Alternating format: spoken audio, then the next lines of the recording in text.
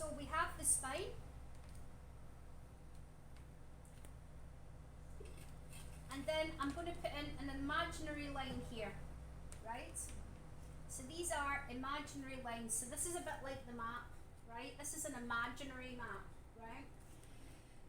So after we do our assessment, we do it because we want to know where is she tight, right? Now we've identified that this shoulder is tighter than this shoulder. Were you able to feel it was different, or did it not really feel so different? For me, honestly, was this one more than that, but Okay. I don't know. There's not much difference. There's Yeah, not, maybe and that's- also yeah. it's holding in different areas as well, right? This is what's Molly's called her power side. She's actually right-handed. Okay, so she activates this side of the muscle tissue more. So we're going to call this section 1, right? So section 1's the tightest side, right? Also the neck here is tighter too. So we want to go to that area first. That's the most important area.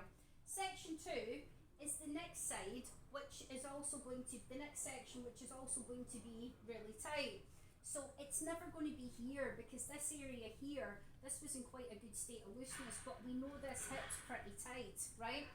Section 2 would either be here or here, right? Because here we know this neck and shoulder area is tight. We also know from our assessment coming down there into the erector spinae that that's pretty tight too, but this hip area isn't so tight. So you could have a choice, right? You could choose here or here. And what makes you finally decide is when you do your client consultation in the beginning with the client, when you say, well, what can I do for you today? What is it that you're in for? And if Molly had said to me, do you know what, it's my neck and shoulders, they're absolutely killing me. It's that information you go, okay, well, that would definitely be section 2, right? If she came in and she went, do you know what, Elaine, it's all here and it's all right down that side of my back, you want to give the client what it is that they're after, right? So let's say that would be section 2. You wouldn't mess about so much with here, okay? And so for training purposes, we're going to call this section 2, right? Section 3 is the next side, which is really tight. So I definitely want to call that section 3, right? Because all of that is more locked in with the neck than here. That's quite tight there, not so bad, but that area there is pretty tight. But I'm going to come to that at the end, so that would be section 4, okay? So section 1 is the tightest, section 2 is the next tightest, and so on, right? Now, we need to prepare the area as a whole. So we take just enough oil, not absolutely loads of oil. If you apply too much oil, you'll slip all over the place. It's better in the beginning when you're doing your prep work to get just enough. Eventually you will know by the size of the person how many squirts of oil that you generally need. It's also better in the beginning to really prep up with the oil with your client, because then it stops you going back and getting more oil.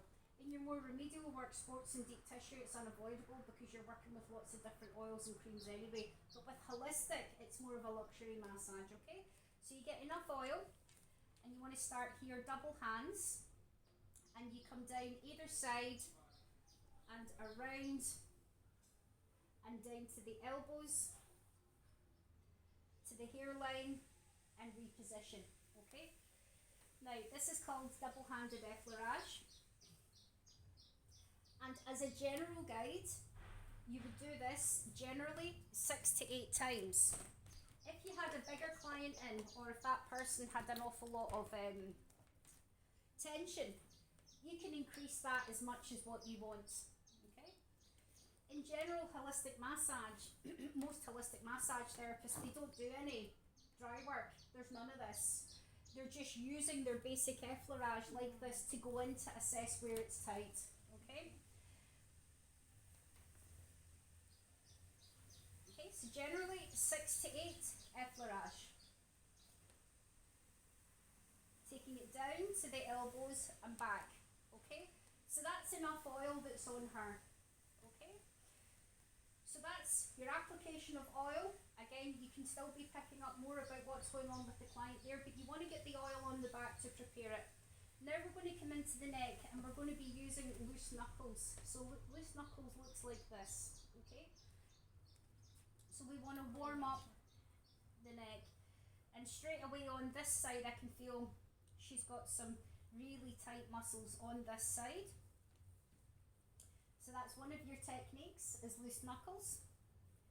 We then want to come around to the other side physically and have one hand, and this is called single-handed picking up. For a deeper experience, we can incorporate this to double-handed picking up. And again, this area here is super tight. You're going to do this in a minute, so you're going to feel this. You can feel it feels as if it's all ripped. That's what's called, it's hypertonic. It's really tight there. Okay, so that's going to be affecting the whole shoulder area.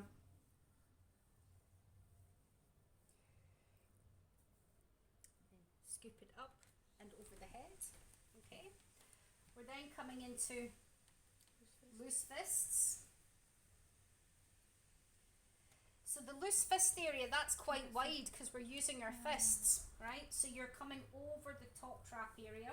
So the difference between loose fist and loose knuckles is this, basically. That's it. Yeah, Okay. loose knuckles is here, and your Yeah. fist is this area here. This, Okay? So for the bigger areas, you want a fist. Mhm. For the smaller areas, you want a knuckle. Yeah. Okay. So we can be loose fisting, and then we want to come in with our thumbs. This is part of the frictions family, and we're thumb stripping over the top traps. Okay, now straight away on this side, she's got a big knot here. You're going to feel this. There's no way you can't not feel this. All right, so we want to, again, picking up more information as we go along. So I'm coming into the mid-trap area and I'm thumb stripping. We can also transition into thumb circles. Now remember, this imaginary line is here. We're not going to go into our T-spine area. We're just going to keep here in the arm lines. And I'm just using here, this is the bottom traps now. Thumb circles. And then we can be reverse thumb stripping. Reverse thumb stripping. Why is that, the reversing? Why is it? Yeah. Because what we want to do is to move the muscle tissue in as many ways as we can, Okay. right? If you work with the muscle tissue just in one way, it's only going to loosen in that way. So if you imagine you've got front, you've got back, you've got to the left, you've got to the right, you've also got round and round. It's what I call, and you'll hear me over the next few weeks, I use different analogies, right, where I give you scenarios to help you remember and understand why do we do this. Okay, so that's a really good question. Why are we going this way? So what I call it is car crashing the muscle tissue. Now, if you've ever seen a car crash on the telly, or if you've ever been in a car crash, right, a car crash, bam, okay, and when the car crashes, it goes up, it goes down, it goes to the left, it goes right, it spins around. That's what you want to do with the muscle tissue, is to disturb it as much as possible in order to loosen it, right? If I was just to work in this way for 5 minutes, it's only going to do so much with the muscle tissue, right? If I'm working to the side, around, and reversing, those are 3 different ways of working with your thumbs in order to get those tight muscles to really start to respond. Okay, all right. And these techniques are appropriate for in here as well. Okay.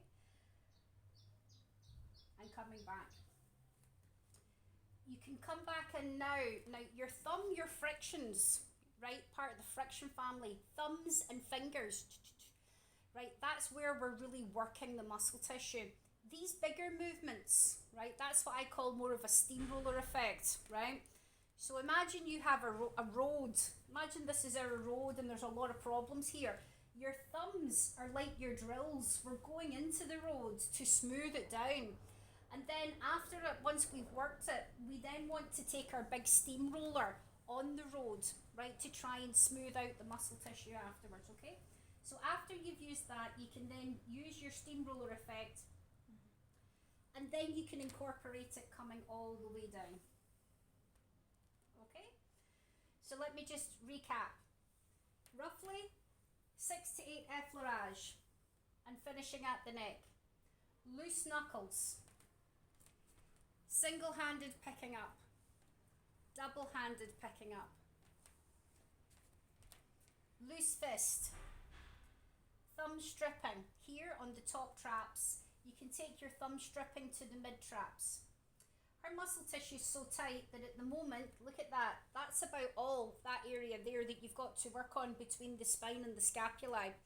So working with your horizontal movements, it's a bit difficult. You see, if you actually use your thumb circles, we can pick that technique. It's going to be better for her because she's only got a tiny bit area. The muscle's so tight, it's really pulling in, right? But in the midsection, you can use your thumb stripping and your thumb circles. As you come to the lower part of the arm lines, the muscle tissue changes texture, right? If you've got big muscles, by all means, you can use your thumb stripping. But I tend to find it's easier if you use more of your thumb circles and then coming back in with your reverse thumbs. Okay, so you can use any of those techniques on this area, right? Then you want to smooth it down with your steamroller, bringing it down into the trap area. And then as you come into the thoracic area, you want to open out your fists and bring them down.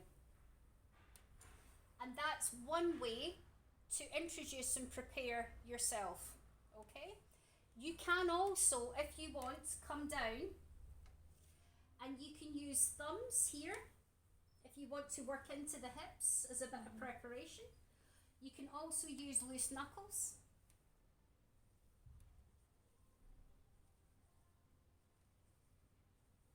And you can also use fingers. Knuckling, thumbs and fingers all belong in the frictions family. Okay, so they tend to hang out together, right? When you finish, we can do a little bit of a shake. And remember, always bringing it back here at the hairline and then removing. Okay, so those are some techniques. That's just one way of how we can sequence them, put them together to prepare the back before we go into section 1. Okay, how we decide how long it's taking is depending on where the tension is. So we know here's tight, we know here's tight, we know here's tight. So the areas that you know are tighter, you can spend a bit longer on those areas when you're working with them. Okay, right. Okay, who would like to go first? Do I have to take oil again? Nah, I think there's enough oil on her. Try it and see.